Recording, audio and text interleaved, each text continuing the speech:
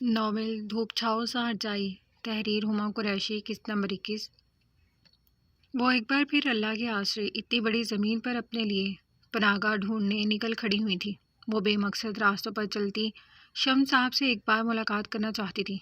وہ اس ظالم شخص سے ایک بار سوال کرنا چاہتی تھی کہ انہوں نے آخر کیوں ان پر اتنا ظلم ڈھایا تھا، آخر کیوں ان سے ان کے جینے کی وجہ واحد سہارا ان کی بیٹی بھی چھین لی۔ وہ بے آسرا ہو گئی تھی اور دل ہی دل میں اللہ سے شکوہ کناں بھی تھی۔ یا اللہ، تو نے عورت کو اتنا کمزور کیوں بنایا ہے؟ آسمت محرم کا سایہ کیا سر سے گیا؟ میں بھری دنیا میں اکیلی رہ گئی، لوگوں نے مجھ سے میری اولاد چھین لی اور میں کچھ نہ کر سکی۔ تو کہتا ہے کہ تو صبر کرنے والوں کے ساتھ، تیری اس بندی کی تو صبر کی انتہا ہو گئی، اور کتنی آزمائش لکھی ہے میرے نصیب میں۔ انسان جب اذیت کی انتہاؤں کو چھو رہا ہو تو اکثر کفریہ کلمات ادا کر جاتا ہے، یا پھر اس رب سے شکوہ کناں ہو جاتا ہے۔ وہ تمام جہانوں کا پالنے والا ہے، جو ہم گناہ گاروں پر ہماری بساط سے زیادہ بوجھ مسلط نہیں کرتا، مگر ہم پھر بھی اس کی نعمتوں کی ناشکری کرتے ہیں۔ عورت کمزور نہیں ہوتی۔ جو عورت تخلیق کے مراحل سے گزر جائے اور ایک دوسرے انسان کو دنیا میں لانے کا ذریعہ ہو، وہ عورت بھلا کمزور کیسے ہو سکتی ہے؟ عورت کو کمزور بناتی ہے اس کی کمزور سوچ، عورت کو کمزور بناتی ہے اس کی اپنی ذات سے کی ہوئی ہمدردی، عورت کو کمزور بناتی ہے اس کا دوسروں پر ڈپینڈ ہونا۔ وہ خود آج تک اپنا مقام پہچاننے سے قاصر رہی ہے، تو پھر اللہ سے شکوہ کیوں؟ اللہ نے تو عورت کو بہت صابر اور مضبوط اعصاب والی تخلیق کیا ہے، جو وقت پڑنے پر اپنے بچوں کا باپ بھی بن جاتی ہے، جو معاشرے کو پروان چڑھاتی ہے۔ جس عورت پر ایک دوسرے انسان کو پروان چڑھانے کی ذمہ داری عائد ہو، وہ بھلا کب سے کمزور ہو گئی ہے؟ عورت جذباتی ہے، عورت حساس ہے، وفادار ہے، عورت درگزر کرنے والی ہے، عورت قربانی دینا جانتی ہے، عورت ہر خوبی سے آراستہ ہے، مگر خود کو پہچاننے میں ہمیشہ دیر کر دیتی ہے۔ عورت کی نازک مزاجی ہمیشہ اپنے محرم کی چھاؤں میں اچھی لگتی ہے، اور بے شک اللہ نے عورت کو مرد کے مقابلے میں کمزور بنایا ہے، مگر اس کی یہ کمزوری صرف محرم کی موجودگی تک ہے۔ جب محرم نہ رہے تو اسے مضبوط ہونا پڑتا ہے، اپنا آپ سنبھالنا پڑتا ہے۔ اگر عزت کی خاطر تلوار بھی اٹھانی پڑے تو دریغ نہیں کرنا چاہیے، کیونکہ تمہارا جسم، تمہاری ذات، تمہارا کل اثاثہ ہے، اور جب کوئی آپ سے اس کی زندگی کا حاصل چھیننے کی کوشش کرے تو ایسے شخص کو زندہ درگور کر دینا چاہیے۔ کہیں بہت قریب سے کوئی شناسا آواز ابھری تھی، انہیں اپنی قرآن پاک پڑھانے والی باجی کے لفظ بے ساختہ ہی یاد آئے تھے، اور آنکھیں بھیگتی چلی گئی تھیں۔ وہ چند قدم ہی چل سکی تھی کہ بادل کی گرج چمک پر وہ چونک کر ٹھہری۔ آسمان کی جانب چہرہ اٹھا کر دیکھا تو آسمان کا رنگ سرخ ہو رہا تھا۔ بادلوں کی گرج چمک موسم کے تیور بدلنے کا پتہ دے رہی تھی۔ نہ جانے قسمت میں کیا لکھا تھا، انہیں سمجھ ہی نہ آیا تھا کہ وہ بھری دنیا میں آخر کس کے در پر جاتی اور کہاں سہارا تلاش کرتی۔ شمس صاحب کی دی ہوئی رقم سے وہ ایک پائی بھی اپنی ذات پر لگانے کی اہل نہیں تھی۔ ان کی عزت نفس انہیں اس بات کی ہرگز اجازت نہیں دے رہی تھی کہ جو شخص انہیں زندگی کے سفر میں بیچ منتار میں اکیلا چھوڑ گیا تھا، وہ شخص کا دیا ایک بھی روپیہ استعمال کرتی۔ وہ بے مقصد راستوں کی جانب گامزن تھی۔ آسمان سے باران رحمت چھم چھم کرتا برس رہا تھا، جبکہ انہیں اپنے آنسو چھپانے کا بہانہ مل گیا تھا۔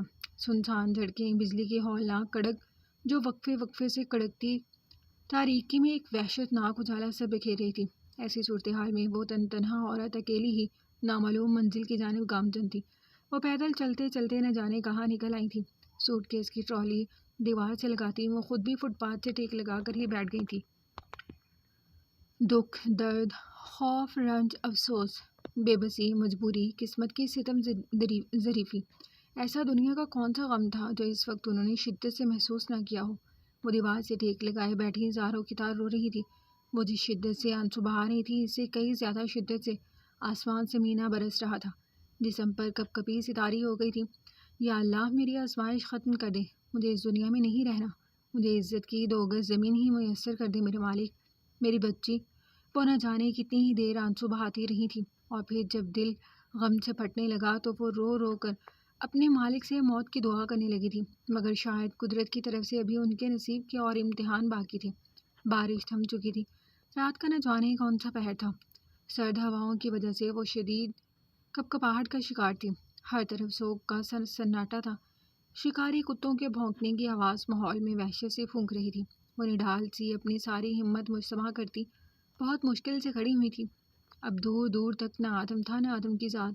وہ بمشکل 2 قدم ہی چل سکی تھی جب ہی تیز رفتار بائکس کی آواز سماعتوں سے ٹکرائی تھی۔ وہ 3 موٹر بائکس پر سوار 7 سے 8 منچلے نوجوان بہت تیزی سے وہاں سے گزرے تھے۔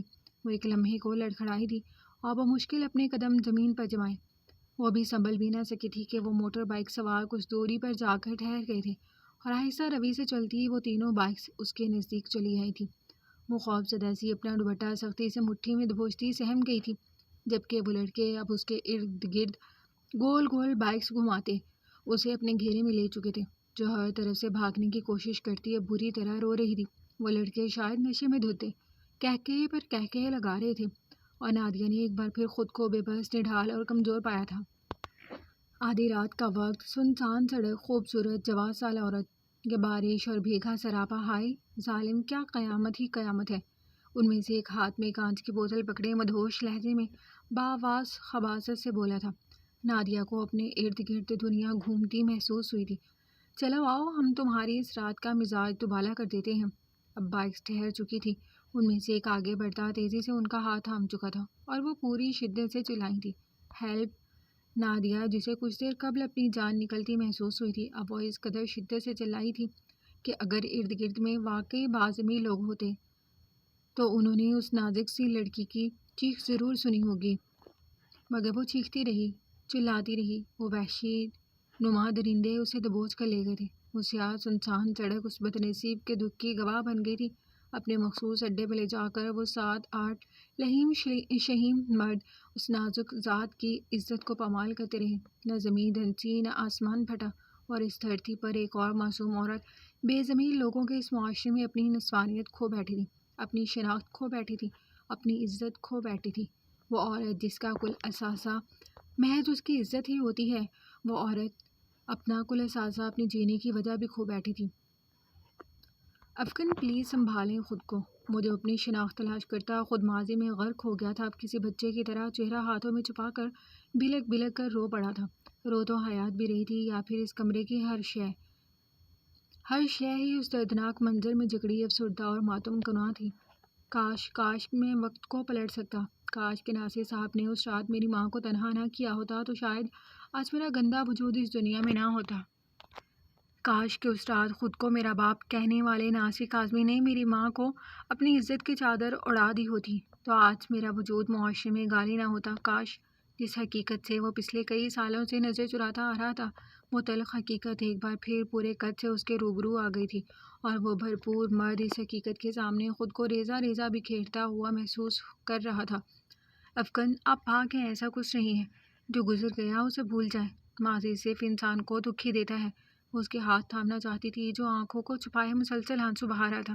نہیں، تم نہیں جانتی اس تکلیف کو جو میں پچھلے 8 سالوں سے محسوس کر رہا ہوں۔ تم نہیں سمجھ سکتی اس کرب کو جو مجھے 8 سالوں سے ہر روز کچوکے لگاتا رہتا ہے۔ یہ حقیقت میرے حلق میں کسی ہڈی کی طرح اٹکی ہے حیات، کہ میں ایک ناجائز اولاد ہوں۔ میرا باپ نہ جانے کون تھا۔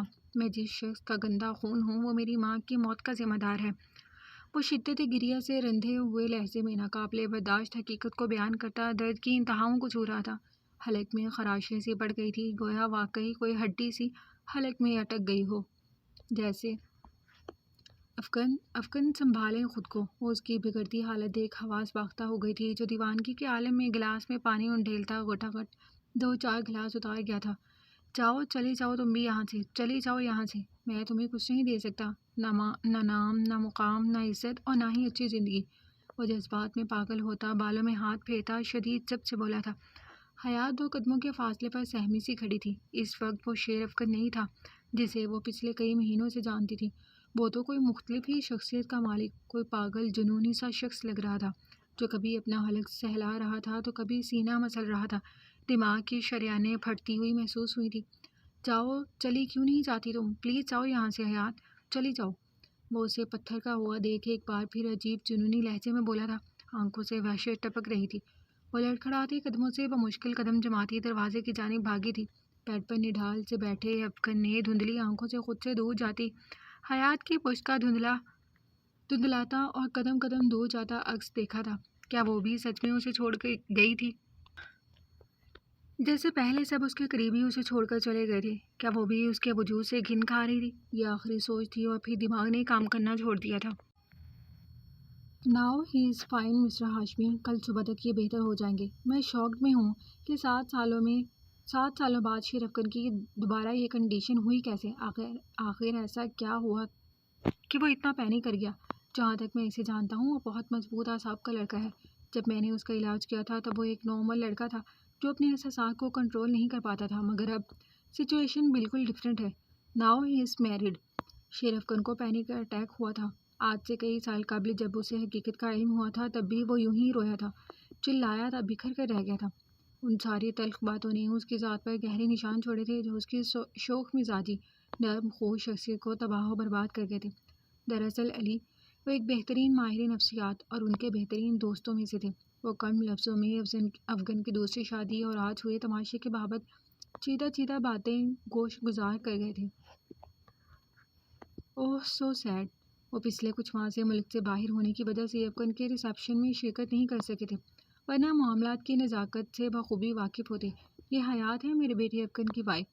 وہ خوفزدہ سی کھڑی حیات کے سر پر ہاتھ رکھتے محبت سے بولے تھے، تو یوں ہی ساکت و جامد سی افغان کو دیکھ رہی تھی جو آج یوں خاموش لیٹا بالکل اچھا نہیں لگ رہا تھا۔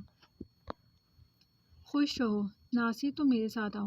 وہ حیات کی حالت کے پیش نظر اس کے سر پر ہاتھ رکھتے خود وہ اپنا بیگ اٹھا کر روم سے باہر کی جانب بڑھ گئے تھے۔ حیات آہستہ روی سے چلتی اس کے سرہانے بیٹھ گئی تھی۔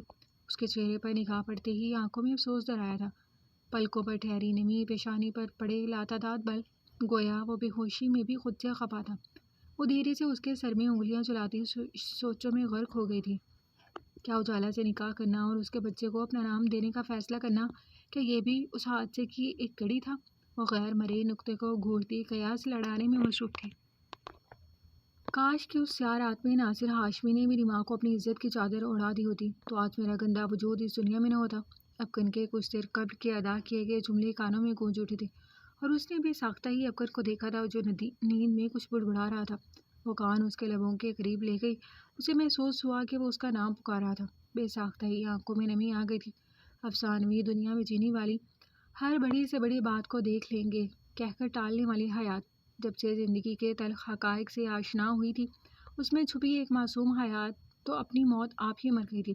افغان کی دوسری شادی کے بعد اسے لگتا تھا کہ اس کا دکھ سب سے بڑا ہے، مگر آج علم ہوا کہ شیر افغان ہاشمی تو بہت بڑا دکھ اپنے دل میں دبائے بیٹھا تھا۔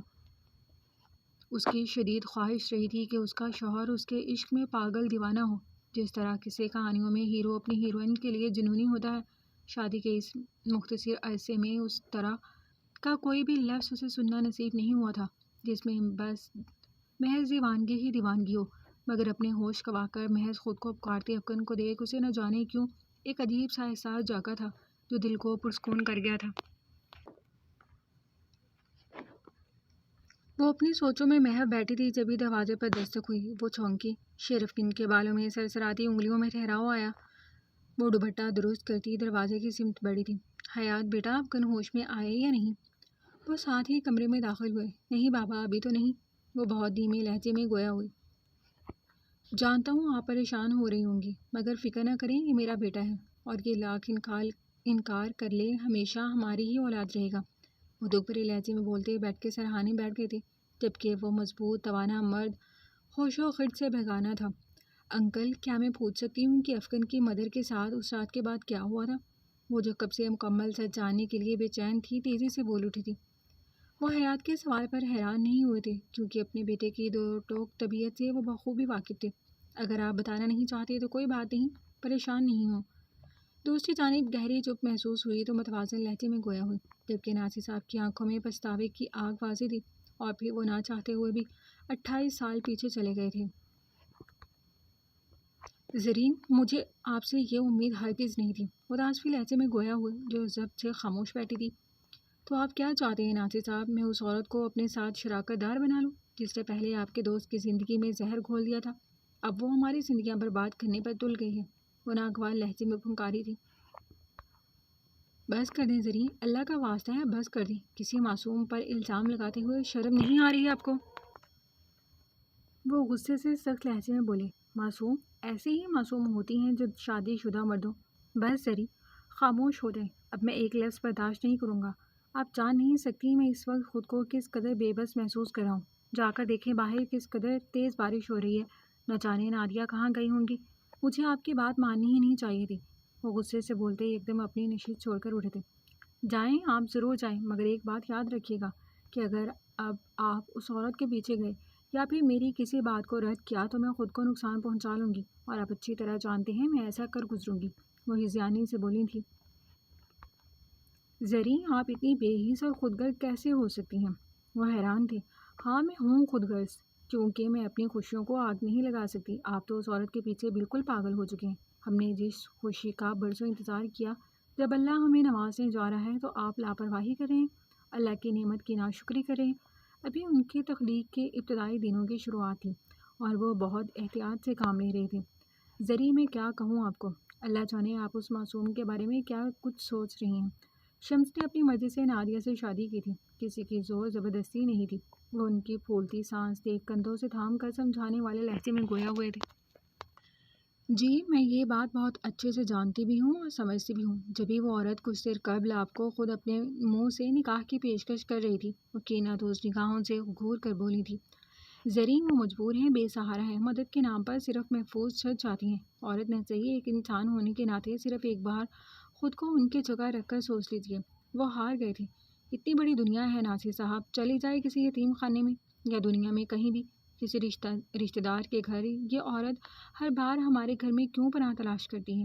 اب بس میری برداشت یہی تک تھی۔ جو آج نکاح کی پیشکش کر رہی ہے، کل وہ آپ کو مجھ سے چھین بھی لے گی۔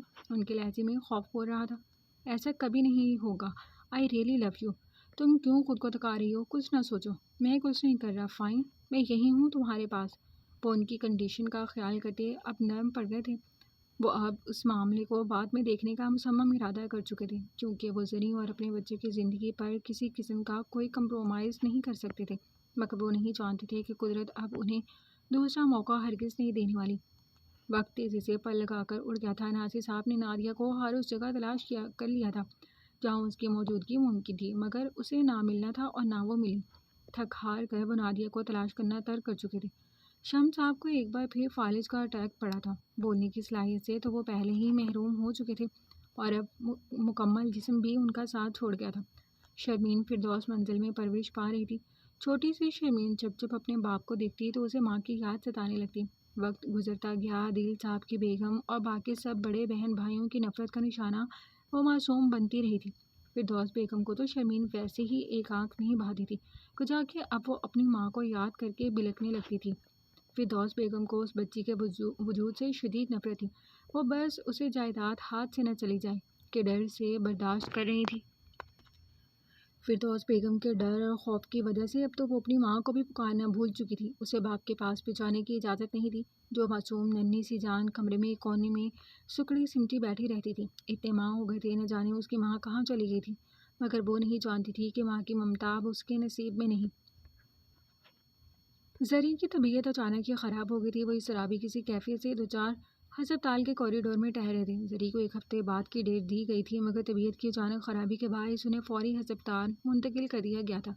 جبھی ایک ایمرجنسی کیس وہاں لایا گیا جس کا پورا وجود خون سے لت پت تھا۔ حواس باختہ سے پیچھے بھاگ کر آتی خاتون بمشکل اسٹریچر کے ساتھ قدم ملا رہی تھی۔ ان کی غیر ارادی سی نگاہ اسٹریچر پر موجود اس وجود کے چہرے پر پڑی اور پھر پلٹنا بھول گئی۔ وہ شاید نہیں، یقیناً نادیہ ہی تھی۔ وہ بھاگ کر قریب گئے، مگر جب تک ڈاکٹرز ایمرجنسی میں انہیں آپریشن تھیٹر میں لے گئے تھے۔ یہ میڈم، یہ خاتون آپ کے ساتھ ہے؟ وہ تیزی سے قدم اٹھا کر اس ادھیڑ عمر عورت کی جانب بڑھے۔ بیٹا، کیا آپ اس بچی کو جانتے ہیں؟ وہ تو خود حواس باختہ نظر آ رہی تھی۔ جی، یہ میری بھابھی ہیں۔ وہ نہ چاہتے ہوئے بھی حوالہ دے گئے۔ بیٹا، مجھے معاف کر دو، یہ بچی اچانک میری گاڑی کے سامنے آ گئی۔ ڈاکٹرز بول رہے ہیں یہ پولیس کیس ہے، بچی تخلیق کے مراحل سے گزر رہی ہے۔ بیٹا پلیز، ہو سکے تو اس معاملے کو دیکھ لیں، ہسپتال کا سارا خرچہ میں اٹھا لوں گی۔ وہ فوری ہی عاجزی سے بولی تھی، جبکہ ناصر صاحب کے تو قدموں تلے زمین ہی کھینچ لی گئی تھی۔ وہ لڑکھڑا کر 2 قدم پیچھے ہوئے تھے۔ وہ بھی سنبھل بھی نہیں سکے تھے کہ عجلت میں ڈاکٹرز ان کے قریب آئے تھے۔ دیکھیں ناصر صاحب، کمپلیکیشنز مزید بڑھ گئی ہیں، ہم دونوں میں سے کسی ایک کی جان بچا سکتے ہیں، آپ پلیز ان پیپرز پر سائن کر دیجیے۔ وہ شدید دکھ سے دوچار لڑکھڑا کر پیچھے بینچ پر گر پڑے تھے، مگر نہیں، ابھی انہیں حوصلہ کرنا تھا۔ کیونکہ وقت کم اور مقابلہ بے حد سخت تھا۔ وہ پیپرز پر جلدی سے دستخط کرتے اب بس اسی سے امید لگا کر بیٹھے تھے جو کبھی اپنے بندوں کو نا امید نہیں لوٹاتا۔ مگر آزمائش تو انسان کا مقدر ہوتی ہے اور انہیں بھی اس آزمائش سے ایک طرف نادیہ اور دوسری طرف زرین دونوں ہی زندگی اور موت کی کشمکش میں تھیں۔ پولیس کا معاملہ تو وہ نپٹا چکے تھے، جبکہ دل تھا جو شرمندگی کے گہرائیوں میں ڈوبتا چلا جا رہا تھا۔ جو وہ سوچ رہے تھے مگر نہیں، بھلا ایسے کیسے ممکن تھا؟ بے شک شمس نادیہ کو طلاق دے چکا تھا، مگر ابھی زیادہ وقت تو نہیں گزرا تھا۔ دل میں آئی کہ فون کر کے شمس کو اطلاع دے، مگر پھر وہ خود ہی ارادہ ملتوی کر گئے جو خود سہاروں پر آخری سانسیں لے رہا تھا۔ وہ بھلا نادیہ کو اور اس بچے کو کیا سہارا دیتا؟ چند گھنٹے مزید سرک گئے تھے جبھی ڈاکٹر چہرے پر سے ماسک ہٹا کر مایوسی سے باہر آئے تھے۔ وہ تیزی سے ان کی جانب بڑھے۔ آئی ایم سوری، ہم نے بہت کوشش کی مگر ہم آپ کے بیبی کو نہیں بچا سکے اور ہمیں بہت افسوس کے ساتھ بولنا پڑ رہا ہے کہ وہ کبھی مدر نہیں بن سکتی۔ وہ ڈاکٹر قیامت خیز لفظ بولتی جا چکی تھی جبکہ وہ کتنے ہی لمحے سکتے کسی کیفیت سے دو چار کچھ بول ہی نہیں سکے تھے۔ قسمت نہ جانے کیوں انہیں آزمانے کے در پر تھی۔ ابھی کچھ دیر قبل ہی ڈاکٹر انہیں ایک خوبصورت سے بچے کے دنیا میں آنے کی خبر سنا کر گئی تھی۔ وہ نرسری میں موجود تھا۔ وہ بے انتہا خوبصورت بچہ تھا۔ وہ بالکل اپنی ماں کا عکس تھا۔ ناصر صاحب کے دل میں ہوک سی اٹھی تھی۔ اپنی اولاد کا غم یاد کر ان کا دل خون کے آنسو رو رہا تھا۔ دل چاہ رہا تھا کہ کوئی مہربان کندھا ملے اور وہ اس کندھے پر سر رکھ کر رو لے، مگر ایسا کہاں ممکن تھا۔ ابھی تو انہیں خود کو سنبھالنا تھا اور پھر زری کو بھی، جنہیں ابھی تک ہوش نہیں آیا تھا۔ کافی وقت گزر گیا تھا۔ نادیہ کی حالت اب خطرے سے باہر تھی۔ وہ بچے کو گود میں ہی اٹھائے نادیہ کے روم میں داخل ہوئے تھے جہاں نادیہ نے ڈھال سی لیٹی آنسو بہا رہی تھی۔ اپنے سامنے کھڑے ناصر صاحب کو دیکھ وہ ایک لمحے میں سکتے میں رہ گئی تھی۔ نادیہ آپ کہاں چلی گئی تھی؟ میں نے آپ کو ہر جگہ تلاش کیا لیکن آپ نہیں ملی۔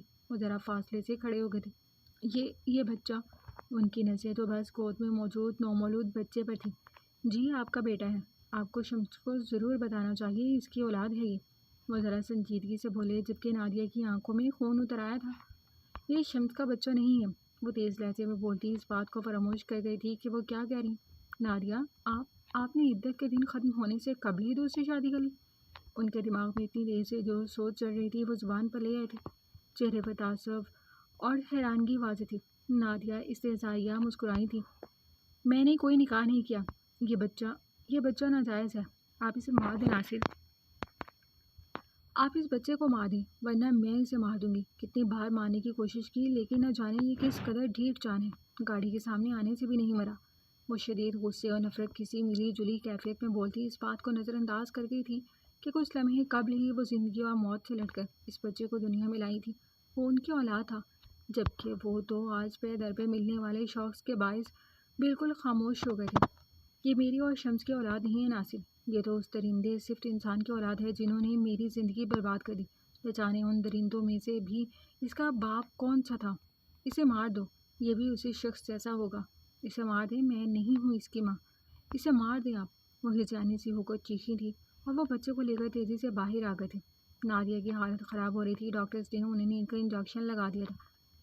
زری کو ہوش آ گیا تھا۔ وہ مسلسل ناصر صاحب کے بارے میں پوچھ رہی تھی جو ابھی تک ان سے ملنے نہیں آئے تھے، نہ ہی کسی نے ان کے بچے کو انہیں دکھایا تھا۔ ان کا دل ہول رہا تھا، نہ جانے ان کا بچہ ٹھیک بھی تھا یا نہیں۔ ڈاکٹر میرا بچہ ٹھیک تو ہے نا؟ اور میرے ہسبینڈ کہاں ہیں؟ پلیز بتائیں نا وہ کہاں ہیں؟ وہ شدید بے چینی کے عالم میں صرف ساریہ لہجے میں بولی تھی جبھی ناصر صاحب نیلے کمبل میں لپٹے بچے کو لیے روم میں داخل ہوئے تھے۔ میں یہی ہوں زری، اور دیکھیں ہمارا بیبی بھی بالکل ٹھیک ہے۔ وہ فوری طور پر ایک فیصلہ لینے پر مجبور ہو گئے تھے اور زندگی بھر اپنے فیصلے پر قائم رہنے کا مصمم فیصلہ کر چکے تھے۔ ہمارا بیٹا ناصر، ہمارا بیٹا، ہمارا شیر افغان، وہ اپنے بیٹے کو گود میں لیتے ہی سینے سے لگاتی ہی نم لہجے میں بولی تھی جبکہ انہوں نے کتنے ہی آنسو اپنے سینے میں اتارے تھے۔ آپ ٹھیک تو ہیں نا زری؟ وہ ان کی حالت کے پیش نظر شدید ضبط سے بولے تھے۔ وہ ہسپتال کے عملے کو خاموش کروا گئے تھے اور تمام ڈاکیومنٹس کے مطابق ان کے یہاں شیر افغان کی پیدائش ہوئی تھی، جبکہ نادیہ نے ایک مردہ بچے کو جنم دیا تھا جسے وہ کتنی ہی دیر گلے لگا کر روتے رہے تھے اور کچھ دیر قبل ہی اپنے لختے جگر کو دفنا کر لوٹے تھے۔ وہ یہ تمام تر کارروائیاں زری کے ہوش میں آنے سے قبل ہی مکمل کر چکے تھے۔ میں ٹھیک ہوں، آپ اتنے اداس کیوں ہیں؟ ہمارا بیٹا صحت مند تو ہے نا؟ انہیں ایک دم فکر لاحق ہوئی تھی۔ میں بہت خوش ہوں زری، بس ویسے ہی ذرا آپ کو ہمارے بیٹے کے ساتھ مصروف دیکھ دل بھر آیا۔ اللہ نے شادی کے 14 سال بعد انہیں اولاد کی نعمت سے نوازا تھا. دیکھیں کتنا پیارا ہے, بالکل آپ پر گیا ہے. وہ اپنے بیٹے کو محبت بھری نگاہوں سے دیکھتی نم لہجے میں بولی تھی. زری آج ہسپتال میں ہی تھی. وہ زری کے سونے کے بعد نادیہ کے پاس آئے تھے جو کچھ دیر قبل نیند سے جاگی تھی. کیسی ہیں نادیہ؟ اس پاٹ نظروں سے انہیں دیکھ رہی تھی. فکر نہیں کریں, آپ کے مردہ بچے کو میں دفنا چکا ہوں, آپ ریلیکس رہیں. الفاظ تھے کہ چابک جو ان کا دل دہلا گئے تھے. جو بھی تھا مگر وہ ان کی اولاد تھا. کیا مطلب؟ ان کی زبان لڑکھڑا گئی. میں نے ایک فیصلہ کیا ہے, امید ہے آپ کو میرے اس فیصلے سے اعتراض نہیں ہوگا. وہ اپنے فیصلے کے بابت آگاہی دے چکے تھے جو آنسو ضبط کریں گے. اس رات میرا ریپ ہوا تھا. میں نہیں جانتی کہ اس بچے کا باپ کون ہے. وہ شدید کرب کے عالم میں بولتی رو پڑی تھی. وہ شیر افغان ناصر ہاشمی ہے نادیہ. آئندہ میرے بیٹے کی شناخت کو لے کر آپ سوال نہیں اٹھائیں گی. وہ سختی سے بولے تو وہ پھوٹ پھوٹ کر رو پڑی تھی. مجھ سے ایک وعدہ کریں کہ آپ کبھی کسی غیر کی اولاد ہونے کا طعنہ نہیں دیں گے. اور زری سے کہیے گا کہ اس نے ایک بار پھر مجھے اپنا قرضدار کر لیا ہے. مگر ناصر, شیر افغان ان کی اولاد نہیں ہے. اس حقیقت کا علم انہیں لازمی ہونا چاہیے. ایک ماں کی ممتا کو تکلیف نہیں پہنچائیے گا آپ. وہ اس سے وعدہ بھی لے رہی تھی تو کیا کہ وہ چاہ کر بھی انکار نہیں کر سکے تھے, اور پھر وہ بہت سے وعدوں میں سے کئی وعدوں کی پاسداری نہیں کر سکے تھے. ایک ماہ تیزی سے گزر گیا تھا. زری کی تو دنیا مکمل ہو گئی تھی, مگر نادیہ زخموں کی تاب نہ لاتے ہوئے شدید بیماری میں مبتلا ہو گئی تھی. مناسب صاحب کے فلیٹ پر رہ رہی تھی اور آج بہت مشکل سے زری کو بہلا پھسلا کر ایک ماہ کے شیر افغان کو لے کر نادیہ سے ملانے لے آئے تھے, جن کی ممتا پہلے ہی اپنی بیٹی کے لیے تڑپتی رہتی تھی. اور اب افغان وہ اپنی بیٹی کو یاد کر گھنٹوں روتی رہتی تھی. اور اب شیر افغان کا زخم بھی دل میں لگا تھا. وہ کس قدر بدنصیب ماں تھی, ان کی دونوں اولادیں ان سے دور تھیں. افغان کو سینے سے لگائے وہ کتنی دیر اپنی ممتا کی پیاس کو بجھاتی رہی تھی, اور اچانک ہی ان کی طبیعت بگڑ گئی تھی. وہ فوری ہسپتال لے کر بھاگے تھے. اوائل دسمبر کی تھرتھراتی سردیوں میں رات کا آخری پہر چل رہا تھا. سرد ہواؤں کے تیز جھکڑوں نے شہر کو اپنی لپیٹ میں لے رکھا تھا. ٹھنڈ کی شدت اس قدر تھی کہ سڑکوں پر رش نہ ہونے کے برابر تھا, مگر تھرتھرا دینے والی سردی میں شہر کے نچی ہسپتال میں خاموش بیٹھے وجود کو اپنی رگوں میں خون جمتا ہوا محسوس ہو رہا تھا. زندگی خود سے دور اور بہت دور جاتی محسوس ہوئی تھی. ہسپتال کے کوریڈور میں موت کا سا سناٹا تھا. زندگی سے تھکا ہارا تنہا شخص ٹکٹکی باندھے آپریشن تھیٹر کی جلتی لال بتی کو دیکھتا سانس روک کے بیٹھا تھا, جبکہ وحشت زدہ ماحول کی خاموشی کو چیرتی ایک ننھی سی جان کی چیخ نے سکوت سا توڑا. رخ موڑ کر اپنے بیٹے کو دیکھ وہ آنکھیں پھیر گیا جو بھی صرف ایک ماں کا تھا, مگر سخت سردی اور بھوک کے باعث بیدار ہوتا وہ بلکنے لگا. جب اس سفید کوٹ میں ملبوس ڈاکٹرز منہ پر سے ماسک ہٹاتے اس کے نزدیک آئے. Doctor, how is she now? لہجے میں ایک امید سی تھی, مگر ڈاکٹر کے چہرے پر چھائی خاموشی اسے چیخ چیخ کر موت کا اندیشہ دے رہی تھی. آئی ایم سوری مسٹر ناصر, شی از نو مور. محض 4 الفاظ ادا کرتا ڈاکٹر اس کے وجود میں چلتی آخری سانسیں بھی کھینچتا ہوا اس کا وجود ساکت کر گیا, جبکہ وہ معصوم اپنی ماں کو کھو کر اب تیز آواز میں رو رو کر اپنے نقصان پر ماتم کنا تھا.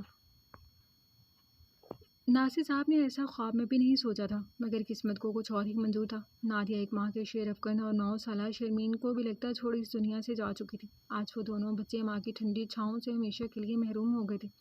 ناصر صاحب ابھی ایک کے غم سے بھی نہ سنبھل سکے تھے کہ ان کا بچپن کا یار بھی محض ایک ہفتے میں بہت سے راز دل میں ہی دفن کے اس دنیا سے رخصت ہو گیا تھا. 9 سالہ شرمین ماں کے بعد باپ کو کھو کر بہن بھائیوں کی نفرت تلے نیم پاگل ہو گئی تھی. وہ ہر شخص سے خوفزدہ رہنے لگی تھی, کسی شخص کو اپنے قریب نہیں آنے دیتی تھی. فردوس منزل کے مکینوں کی نفرت کے باعث ان کی شخصیت تباہ ہو کر رہ گئی تھی, جس کی وجہ سے سب کی باہمی رضامندی کے تحت اسکول بھیجنا شروع کر دیا تھا. وقت پر لگا کر اڑ گیا تھا. 7 سال گزر گئے تھے. شرمین کے نام جائیداد وہ اور عدیل صاحب دھوکہ دھڑی سے اپنے نام کر گئے تھے. شرمین کا میٹرک ہوئے بھی 1 ماہ ہی ہوا تھا جب ان کے لیے عدیل صاحب کے ایک جاننے والے اسماعیل صاحب کا رشتہ آیا تھا. 30 سالہ اسماعیل صاحب 16 سالہ شرمین کے سامنے اچھے خاصے عمر والے تھے, مگر پھر بھی ان کے پاس اقرار اور انکار کی گنجائش نہیں تھی. شرمین کے اسماعیل صاحب سے شادی کے بعد وقت بدل گیا تھا. وہ ایک بہت اچھے اور خیال رکھنے والے شوہر ثابت ہوئے تھے. شرمین کی معصومیت ان کے دل میں گھر کر گئی تھی. وہ بہت کم دنوں میں ہی انہیں اپنا اسیر کر گئی تھی. اسماعیل صاحب اپنے والدین کے اکلوتے بیٹے تھے. والدین کے گزر جانے کے بعد وہ اپنی خالہ کے ساتھ رہائش پذیر تھے, جو ان کے ساتھ ہی رہا کرتی تھی. مہلک بیماری میں مبتلا ہونے کے باعث وہ جلد از جلد ان کا گھر بسانا چاہتی تھی، اور جبھی ان کی نظر فردوس منزل میں مقیم ان کی اکلوتی پر پڑ گئی تھی، جس کا رشتہ طلب کیا اور دوسری جانب سے ہاں بھی ہو گئی تھی۔ شادی کے محض 1 ماہ بعد ہی خالہ اپنے اللہ کو پیاری ہو گئی تھی۔ شرمین اور اسماعیل صاحب کی زندگی سہل گزر رہی تھی۔ شرمین کو تو اپنی اب تک کی کٹھن زندگی کا ثمر اسماعیل صاحب کی بدولت مل گیا تھا۔ وہ خوش رہنے لگی تھی۔ شادی کے 6 ماہ بعد ہی انہیں ابصرہ کے دنیا میں آنے کی خبر ملی تھی۔ اسماعیل صاحب اور شرمین دونوں ہی بہت خوش تھے، مگر کون جانتا تھا کہ ان کی خوشیوں کی مدت بہت مختصر ہوگی۔ شیر افکن ہاشمی کی عمر 8 سال سے تجاوز کر گئی تھی۔ افکن سے زری بیگم کی محبت کو دیکھتے ہوئے کئی بار ناصر صاحب انہیں حقیقت بتانے کا ارادہ ملتوی کر گئے تھے، مگر وہ جیسے جیسے بڑا ہوتا جا رہا تھا ناصر صاحب پر بوجھ بڑھتا چلا جا رہا تھا، مگر وہ چاہ کر بھی حقیقت نہیں بتا سک رہے تھے۔ مگر اب وقت آن پہنچا تھا کہ انہیں حقیقت سے آگاہی دے دی جائے۔ وہ ایک لمحے کے لیے بھی افکن کو خود سے جدا نہیں کرتی تھی۔ انہیں یقین تھا کہ وہ تھوڑا خفا ضرور ہوں گی، مگر افکن کی جانب سے لاپرواہی ایسا ناممکنات میں سے تھا۔ ویسے بھی وہ ماں بن کر پال رہی تھی، انہیں حقیقت کا علم ہونا لازم تھا۔ ان کا ارادہ شعور میں آنے کے بعد افکن کو بھی تمام تر سچائی بتانے کا تھا، کیونکہ یہی ان کے حق میں بہتر تھا، مگر فی الحال انہیں زری کو بھی سنبھالنا تھا۔ زری بہت ہمت مجتمع کر کے آج وہ بالآخر ہر راز سے پردہ اٹھانے کی ٹھان چکے تھے۔ جی، وہ جو لان میں موجود بیٹ بال سے کھیلتے افکن کو محبت سے دیکھ رہی تھی، چونک کر متوجہ ہوئی۔ میں تمہیں کچھ بتانا چاہتا ہوں، امید ہے تم میری بات کو تحمل مزاجی سے سنو گی۔ وہ سنجیدگی سے گویا ہوئی تو وہ 2 لمحے کے لیے ٹھٹک گئی۔ سب خیریت ہے نا ناصر صاحب؟ ہاں، سب خیریت ہی ہے، وہ افغن کو دیکھ کھوئے کھوئے سے بولے۔ افغن ٹھیک تو ہے نا؟ آپ مجھے ڈرا رہے ہیں۔ وہ ان کی نگاہوں کا مرکز افغن کی ذات کو دیکھ بوکھلائیں۔ ایسی کوئی بات نہیں ہے زری، ریلیکس۔ تو پھر بتائیں نا، وہ زچ ہوئی۔ تم جانتی ہو نا کہ تم اب کبھی ماں نہیں بن سکتی۔ زرین کے چہرے پر ڈھیروں سائے لہرائے تھے۔ جانتی ہوں اور بہت اچھے سے جانتی ہوں، مگر آپ یہ بات کیوں دہرا رہے ہیں؟ ہمارے لیے ہمارا ایک بیٹا ہی کافی ہے۔ وہ ناراضگی سے گویا ہوں۔ افغن کو دیکھ وہ اپنا ہر غم بھول گئی تھی۔ تم جسے اپنا بیٹا سمجھتی ہو وہ تمہاری اولاد نہیں ہے، وہ بہت دھیمے لہجے میں بولے تھے۔ زری نے بے یقینی سے اپنے شوہر کو دیکھا تھا۔ کیا کہا آپ نے؟ وہ حواس باختہ ہوئی۔ تم نے اس رات ایک مردہ بچے کو جنم دیا تھا۔ بالآخر وہ حقیقت سے پردہ اٹھا گئے، جبکہ وہ سکتے کی سی کیفیت سے دوچار کتنے ہی لمحے کچھ بول ہی نہ سکی تھی۔ ناصر صاحب کھلکھلاتے افغن کو دیکھ بے یقینی سے سرگوشیانہ آواز برآمد ہوئی۔ یہی سچ ہے زری، میں بہت پہلے بتا دینا چاہتا تھا، مگر پھر تمہاری تڑپ اور حالت کو دیکھ کبھی بتا ہی نہیں سکا۔ وہ کسی غیر مرئی نکتے کو دیکھتے دھیرے دھیرے تمام تر حقیقت سے پردہ اٹھا گئے تھے، اور وہ صدمے سی کیفیت سے دوچار بس سنتی چلی جا رہی تھی۔ ماما، آپ بھی کھیلیں نا میرے ساتھ۔ پھولے پھولے گالوں والا افغان ان کے گلے میں پیچھے سے باہیں ڈالتا لاڈ بھرے لہجے میں بولا، جن کا چہرہ آنسوں سے نم تھا۔ ناصر صاحب نے افسوس سے اپنی بیوی کو دیکھا تھا۔ ماما، ماں کو ساکت دیکھ وہ ذرا جھنجھلایا۔ ہٹو پیچھے۔ وہ ایک دم ہی بآواز چیختی ہوئی افغان کو پیچھے دھکیل گئی تھی، جبکہ وہ معصوم اس قدر جارحانہ رویے اور اپنی ماں کی ڈانٹ پر لڑکھڑا کر پشت کے بل گھاس پر گر پڑا تھا۔ ناصر صاحب فوری کھڑے ہوئے جو گہری سانسیں بھرتی روتے ہوئے افغان کو دیکھ اپنے دل پر جبر کرتی لمبے لمبے ڈگ بھرتی گھر کے اندرونی حصے کی جانب بڑھ گئی تھی۔ افغان میری جان، وہ اس کی جانب لپکے۔ بابا، ماں نے مجھے ڈانٹ دیا، وہ شکایتی لہجے میں بولا تو وہ اسے اپنی باہوں میں بھر گئے۔ وہ ماتھے پر پیار کیا۔ بیٹا، ماں کی طبیعت ٹھیک نہیں ہے، اب تم انہیں تنگ نہیں کرو گے، اوکے؟ وہ سمجھانے والے لہجے میں بولے تھے تو وہ گالوں پر پھسلتے موٹے موٹے آنسو پونچھ گیا۔ وہ بمشکل اسے بہلانے میں کامیاب ہوئے تھے۔ زری، مجھے آپ سے یہ امید نہیں تھی، وہ رومی آ کر تعاسفی لہجے میں بولے۔ اب مجھے بھی آپ سے یہ امید ہرگز نہیں تھی کہ آپ مجھے اتنا بڑا دھوکہ دیں گے۔ میرے بچے کی جگہ آپ کسی اور کی اولاد کو لا کر میری جھولی میں ڈال دیں گے، وہ بھی شکوہ کناں لہجے میں بولی تھی۔ میں آپ کو دکھ نہیں دینا چاہتا تھا، مجھے جو ٹھیک لگا میں نے وہی کیا، وہ سنجیدگی سے بولے تو وہ استحصائیہ مسکرائے۔ آپ نے ظلم کیا ہے میرے ساتھ، میرا بچہ، کم از کم مجھے اس کا غم منانے کا حق تو دے دیں۔ وہ بلک اٹھی تھی، اولاد کھونے کا درد وہ آج بخوبی محسوس کر رہی تھی۔ مجھے معاف کر دیں زری، ڈاکٹر کا کہنا تھا آپ کی حالت ٹھیک نہیں، میں آپ کو دکھ نہیں دینا چاہتا تھا۔ انہوں نے اپنی محبوب بیوی کو اپنے حساب میں لیا تھا، ان کا 20 سالوں کا ساتھ تھا۔ واہ ناصر صاحب واہ، آپ نے میری جھولی میں لا کر ڈالا بھی تو کس کا بچہ، جس عورت کا مجھے وجود تک برداشت نہیں تھا، آپ نے اس کی اولاد کو میری اولاد میں میری گود میں ڈال دیا۔ وہ تلخی سے مسکرائیں۔ نا شکری نہ کریں زری، افغان کی بدولت ہی آج ہم دونوں کو دوسری زندگی ملی ہے، ورنہ میں تو حوصلہ ہار رہا تھا۔ اگر اس رات افغان میری گود میں نہ آیا ہوتا تو شاید آج ہم مسکرانا بھی بھول چکے ہوتے۔ وہ تنبیہ مگر دکھ بھرے لہجے میں بولے، زیادتی کی ہے آپ نے میرے اور میرے بچے کے ساتھ۔ وہ ہنوز آنسو بہا رہی تھی۔ جو ہو گیا اسے بھول جا۔ کیسے بھول جاؤں بھلا؟ میری اولاد ہی، میں کیسے بھول جاؤں؟ یہ غم کہ میں کتنی بدنصیب ماں ہوں، اپنی اولاد کا چہرہ تک نصیب نہیں ہوا۔ وہ سسک اٹھی تھی اور وہ بس خاموش تھی۔ ایک ہفتہ اسی تلخی کے زیر اثر گزر گیا تھا۔ شیر افغان کی طرف سے حد سے زیادہ لاپرواہی برت رہی تھی۔ ماں کی عدم توجہی کی وجہ سے وہ بیمار پڑ گیا تھا۔ ناصر صاحب 2 دن اس کے ساتھ ہسپتال میں رہے، مگر زری کا دل ہی پگھلا تھا۔ نہ جانے وہ اس معصوم سے کون سا بدلہ لے رہی تھی۔ وہ کچھ دیر قبل ہی اسے ہاسپٹل سے گھر لے کر آئے تھے۔ افغان کو اس کے روم میں چھوڑنے کے بعد وہ سیدھے زری سے باز پرس کرنے روم میں آئے تھے۔ اب چاہتی کیا ہے زری؟ آخر آپ اس معصوم سے کس بات کا بدلہ لے رہی ہیں؟ آپ کو ترس نہیں آ رہا اپنے بیٹے پر؟ سارا وقت آپ کو پکارتا رہا ہے، مگر اس کی ماں تو شاید اس کی ماں رہی ہی نہیں۔ وہ سخت لہجے میں گرائے۔ وہ بے حس بنی بیٹھی رہی۔ وہ میری اولاد نہیں ہے، یہ بات بخوبی پتہ ہونی چاہیے اس ڈائن کے بیٹے کو، جو مر کر بھی میری زندگی میں زہر گھول گئی۔ وہ نفرت آمیز لہجے میں پھنکاری تھی۔ زری، اتنا زہر؟ وہ حیران رہ گئے۔ اگر وہ کسی اور کی اولاد ہوتا نا ناصر صاحب، تو میں اسے اپنی اولاد کی طرح تعامل کے لیے گلے سے لگا لیتی، مگر وہ تو اس ٹائم صرف عورت کی اولاد ہے۔ ان کے لہجے میں چھپی تلخی پر انہیں اپنی سوچ پر افسوس ہوا تھا۔ ٹھیک ہے، تو پھر میں اسے جا کر سارا سچ بتا دیتا ہوں اور کسی بورڈنگ اسکول میں بھجوا دیتا ہوں، تاکہ وہ اب باقاعدہ طور پر ماں کے بغیر جینے کی عادت ڈالے، اور آپ کا بھی شکوہ دور ہو جائے گا۔ انہوں نے زری کو دھمکانے کی غرض سے یہ بات کی تھی کہ شاید ان کی ممتا جاگ جائے، مگر وہ نہیں جانتے تھے کہ وہ تو پتھر دل ہوئی بیٹھی ہیں۔ ایک ماں پر لگا کر اڑ گیا تھا۔ افغان ماں کی محبت میں نچڑ کر رہ گیا تھا، جو اس کی طرف نظر اٹھا کر بھی نہیں دیکھتی تھی۔ زری کا رویہ دیکھتے ہوئے انہوں نے اس کے لیے ایک بیبی سیٹر کا بندوبست کر دیا تھا، جبکہ وہ ماں کے پیار کا ستایا ہوا معصوم سا شیر افغان کہیں کھوتا چلا جا رہا تھا۔ جس بچے نے کبھی ضد نہیں کی تھی، اب وہ ضدی، خودسر، بدتمیز سب ہوتا جا رہا تھا۔ ماں کی توجہ حاصل کرنے کے لیے وہ معصوم کیا کچھ نہ کرتا، مگر اس کی تمام تر کوششیں رائگاں گئیں، اور ایک ماہ بعد ہی ناصر صاحب اسے دوسرے شہر بورڈنگ میں بھجوا چکے تھے۔ زری نے خود پر ایک خول سا چڑھا لیا تھا، جو ناصر صاحب کی لاکھ کوششوں کے بعد بھی نہ چرخا تھا، اور پھر وقت مزید آگے بڑھ گیا تھا۔ آج اسماعیل صاحب کی خوشی کی انتہا نہیں تھی۔ اللہ نے انہیں اپنی رحمت سے نوازا تھا۔ وہ اپنی بیٹی کو گود میں لے کر بے انتہا خوش اور مطمئن تھے۔ شرمین کے بعد ابسا نے ان کی زندگی میں آ کر انہیں مکمل کر دیا تھا۔ Thank you my love for this precious gift. وہ ہسپتال کے گاؤن میں ملبوس شرمین کے ماتھے پر ہونٹ رکھتے محبت سے بولے، جن کی آنکھوں سے تشکر کے آنسو رواں تھے۔ چھوٹی سی سانولی سی رنگت والی ابسا اپنے باپ کی ڈٹو کاپی تھی۔ زندگی مکمل اور حسین تھی۔ وقت سست روی سے آگے بڑھتا چلا جا رہا تھا۔ وقت کی یہی خصوصیت ہے کہ وہ بہت ظالم شے ہے، اچھا ہو یا برا بیت ہی جاتا ہے۔ شیر افغان کو ہاسٹل گئے 6 ماہ ہونے کو آئے تھے۔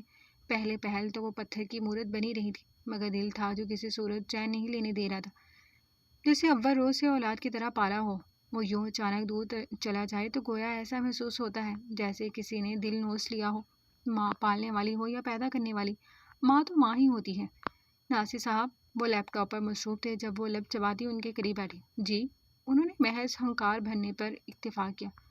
افغان کو واپس لے آئے۔ اس قدر غیر متوقع لفظوں کی امید تو انہیں بھی نہیں تھی۔ کیوں، خیریت؟ آپ کو کیسے یاد آ گئی اس یتیم کی؟ وہ طنزیہ بولے۔ وہ تڑپ اٹھی تھی۔ یتیم تو نہ کہیں آپ، ہم مر گئے ہیں کیا؟ وہ ناراض ہوئی۔ مر ہی تو گئے ہیں، جبھی وہ اپنا گھر ہونے کے باوجود دوسرے شہر میں زندگی گزار رہا ہے۔ انہوں نے احساس دلانا چاہا تو وہ شرمندہ ہو گئی۔ واپس لے کر آئے میرے بیٹے کو، میں نہیں رہ سکتی اس کے بغیر۔ وہ پھوٹ پھوٹ کر رو پڑی تھی۔ انہوں نے آگے بڑھ کر گلے سے لگایا۔ سوری۔ وہ دھیمی سی سرگوشی تھی۔ ان کی آنکھوں سے نکلتا ایک آنسو ان کے بالوں میں جذب ہو گیا تھا۔ جو بھی تھا، وہ ان دونوں کے جینے کی واحد وجہ تھا۔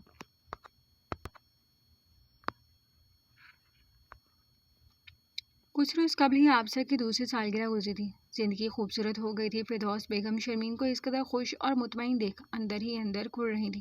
انہیں تو لگا تھا کہ دگنی عمر کے مرد سے چھوٹی عمر میں شادی ہو جانے کی صورت میں وہ کبھی ایڈجسٹ نہیں کر سکیں گی، مگر یہاں تو بھرپور خوش و خرم زندگی گزار رہے تھے۔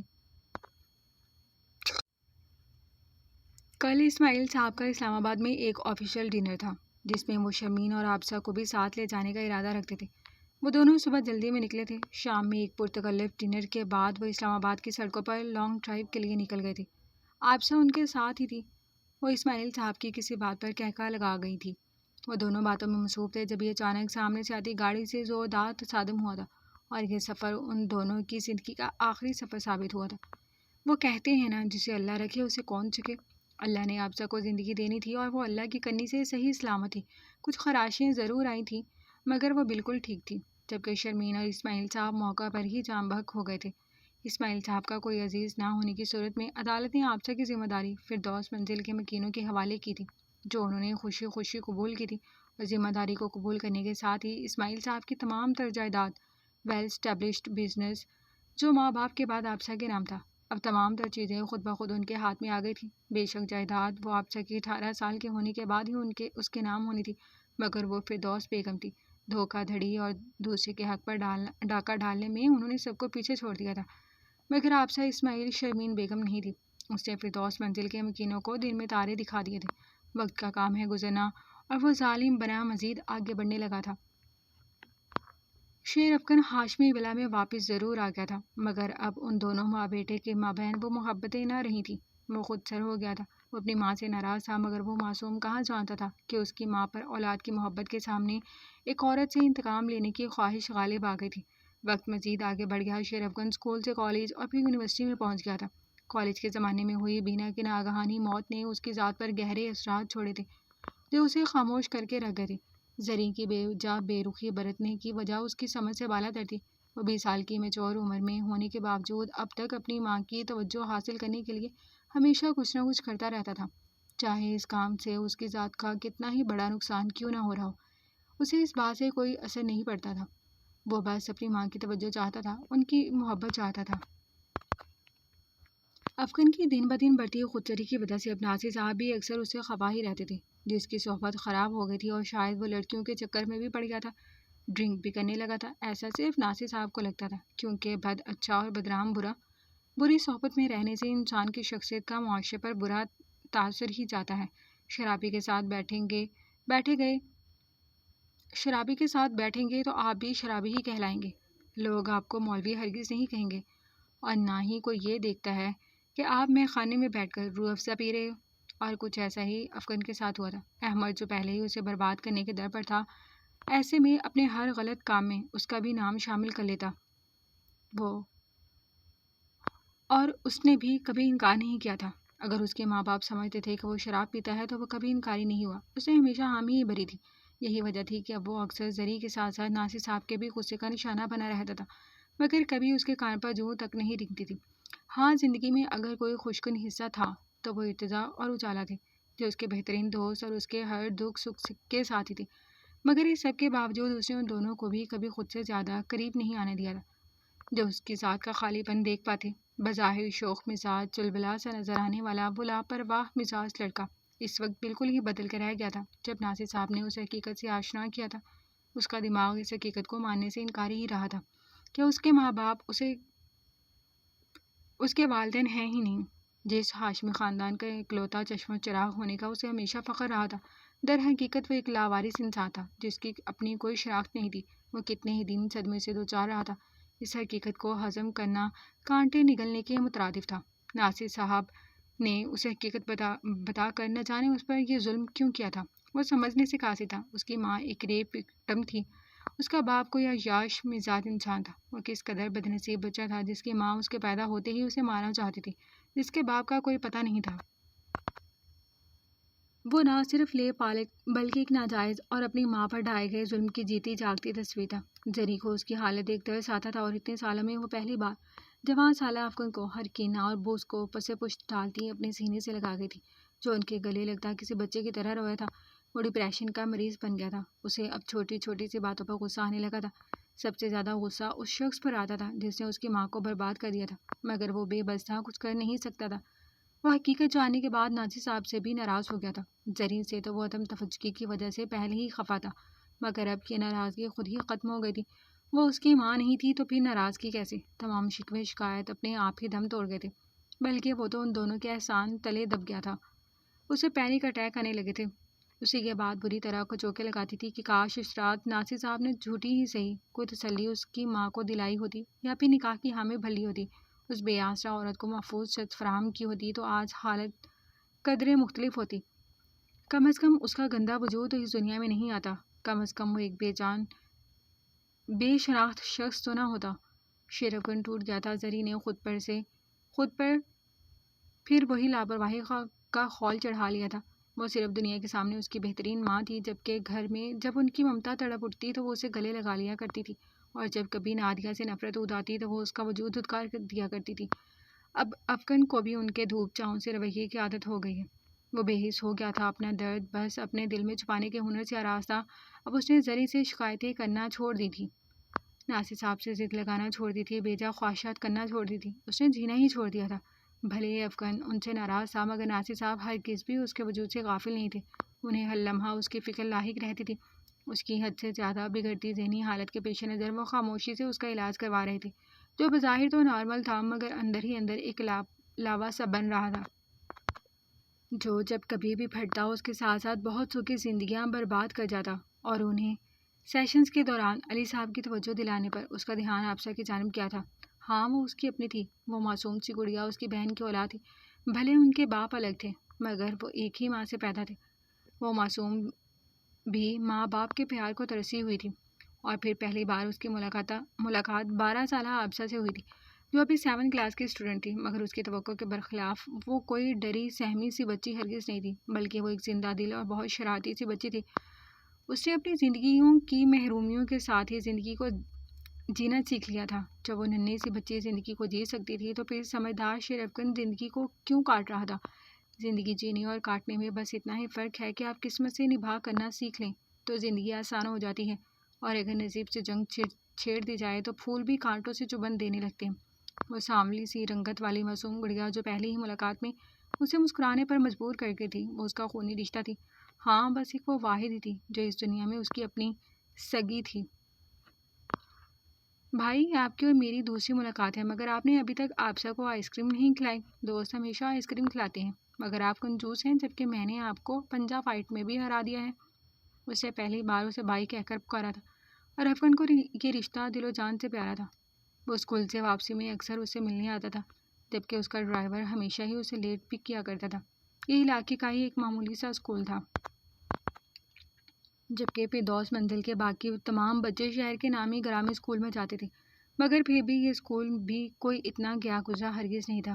اوہ، میں تو بھول ہی گیا، چلو پھر میں تمہیں آج ڈبل آئس کریم کھلاتا ہوں، ایک ہماری دوستی کی ٹریٹ اور دوسری تم سے ہارنے کی خوشی میں۔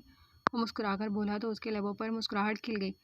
پھر آپ جلدی سے چلیں، ورنہ وہ کھڑوس ڈرائیور آ گیا تو نانو سے شکایت کرے گا، پھر پتہ ہے آبسہ کی نانو سے بہت فائٹ ہوگی۔ وہ بڑی پریشانی کے عالم میں بولی تو افغان کا کہکہا بے ساختہ تھا۔ تم نانو سے بھی فائٹ کرتی ہو؟ تو آپ کو نہیں پتا، نانو بہت مین ہے، سب کی غلطی کا ہمیشہ مجھ پر الزام لگاتی تھی۔ آبسہ کی ٹیچر کہتی ہیں کہ اپنے حق کے لیے ہمیشہ لڑنا چاہیے، اور آپ کو پتا ہے فائٹ میں ہمیشہ جیت جاتی ہوں۔ وہ مدد سے اپنا کارنامہ بتاتی کھلکھلائی تو اسے فرنٹ سیٹ پر بٹھاتے افغان نے نرمی سے اس کے گال پر پیار کیا تھا۔ نو بیڈ ٹچ۔ وہ ایک دم سنجیدہ ہوتی اس کا ہاتھ تھام گئی۔ افغان ٹھٹک کر ٹھہرا تھا۔ آپ آبسہ کو بیڈ ٹچ کر رہے ہیں، آپ گندے ہیں۔ وہ تیزی سے گاڑی سے باہر نکلتی اسکول میں اندر بھاگ گئی تھی، جبکہ وہ اپنی جگہ ساکت کھڑا رہ گیا۔ اتنی سی بچی کے شور پر جہاں اسے پیار آیا تھا، وہیں اپنی بے ساختہ حرکت پر افسوس بھی ہوا تھا۔ اب وہ اس معصوم کو کیا کہہ کر بہلاتا؟ اس کا ذہن اس قابل نہیں تھا کہ اسے کسی بھی قسم کی حقیقت سے آشنا کیا جاتا، مگر یہ محض اس کی خام خیالی تھی۔